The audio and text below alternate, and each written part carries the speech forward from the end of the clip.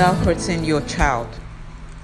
Now, children generally always seem to find a way to push our buttons, and most times this really tries your patience as a parent.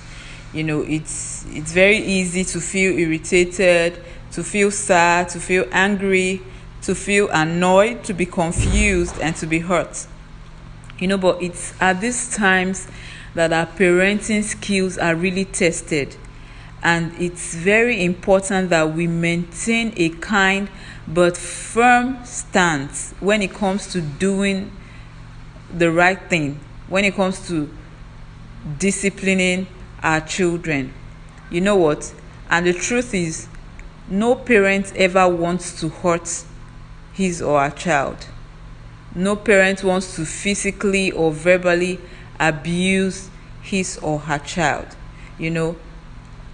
What every parent should be doing is that you just want to teach the child that this thing is wrong, this is right.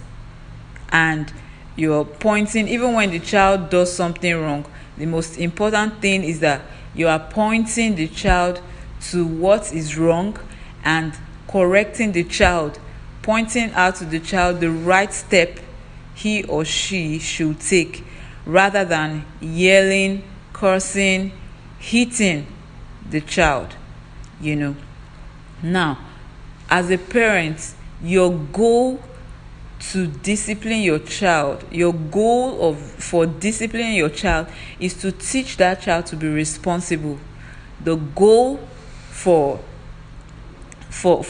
disciplining your child is to teach that child to be cooperative, to be kind, to be respectful. And the best way to teach that child that is to be consistent, remain consistent. Use the same punishment or the same consequence for the same misbehavior. And what I mean is that if, for instance, you said, okay, if you don't switch off the TV at 8 p.m. and get to bed at 8:30 p.m., for the next 2-3 days, you are not going to watch TV. Now, the consequence for breaking this rule, they are related. You are taking the rights and privileges of watching TV away from the child because the child did not switch off the TV at 8 p.m. and because the child broke the rule by doing that. And bear in mind that you've already discussed this rule with the child as well as the consequence for breaking the rule, so the child is aware. So when you take away that privilege, the child knows what he has done. So what I'm trying to say here is that next time, if this child does the same thing next month, don't change the consequence. Don't now say, because you didn't switch off the TV at 8 p.m., I'm not going to give you snacks to school, or I'm not going to buy you your favorite ice cream. No, the two are not related at all.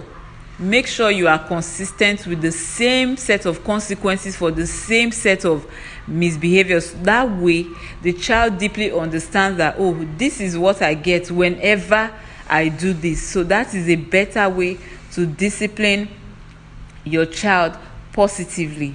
And then always keep in mind that age, maturity level, and temperament of your child should always be considered when you are enforcing a disciplinary action.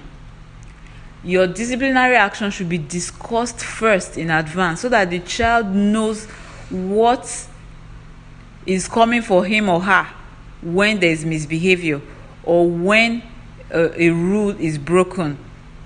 You understand? So that the child can easily make a choice and say, if I don't want this to happen, then let me not do this. Let me not break this rule. You get my point? And what I usually tell parents is, when you want to make rules in the home, gather your children together, probably with your spouse.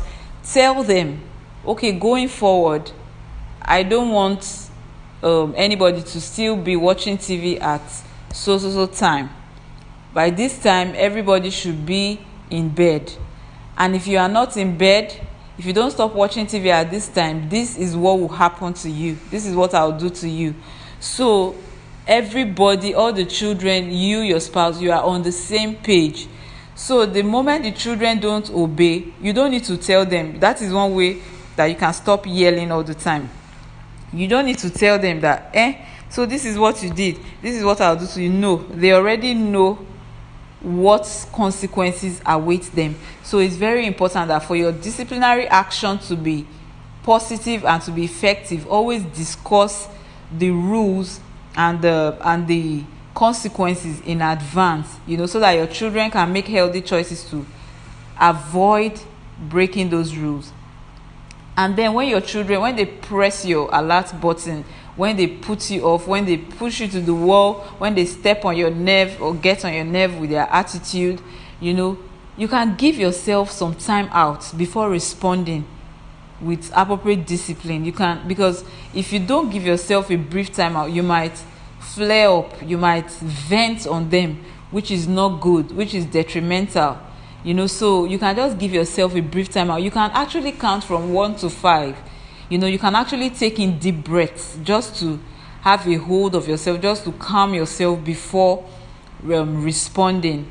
And then sometimes we also need a short cooling off period before dealing with children's misdeeds, in order to avoid a misdeed of our own. Yelling and shouting, yelling and hitting should never be an option. And then you cannot curb an aggressive behavior with another aggressive behavior. Now your child is screaming and maybe beating his sister, his siblings, younger sibling, and then the child is hitting the sibling. Stop it, stop. And then you go there and you start screaming as well. Stop it, why are you beating? No, you can't correct an aggressive behavior with another aggressive behavior from you. So what do? That is where calming yourself comes into play. You have to calm yourself so that you can respond the right way, because the truth is that once you respond in an aggressive manner to the aggression of your child, you have just succeeded in validating that aggression from your child. And so because you responded in an aggressive way to your child, will think that it's okay to respond that way. And I tell you, this happens 100% of the time.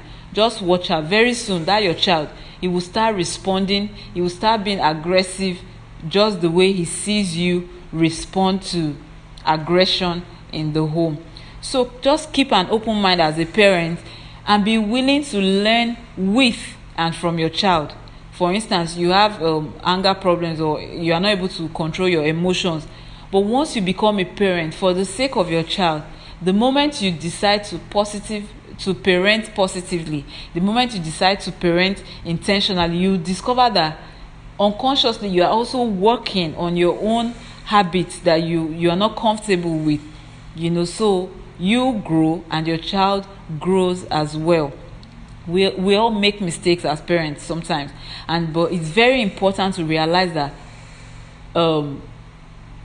being able to say you are sorry, being able to apologize, there's no problem at all in you apologizing to your child. Once you discover that, you've missed it, you've done something wrong, apologize. It's also a way of showing your children that saying sorry is not a big deal, and that it's very acceptable, and it's a good way to make amends. And then I want you to bear in mind that not every form of discipline works with every child. That's why I said earlier, know your child, know the temperament of your child, know what your child responds to and what he doesn't respond to. Children, they are just as unique as adults, and so every form of discipline should be tailored to fit both the individual need of the parent and the child. But just know that generally, with a little patience, firmness, love, and understanding, your discipline can have a positive outcome in the life of your child.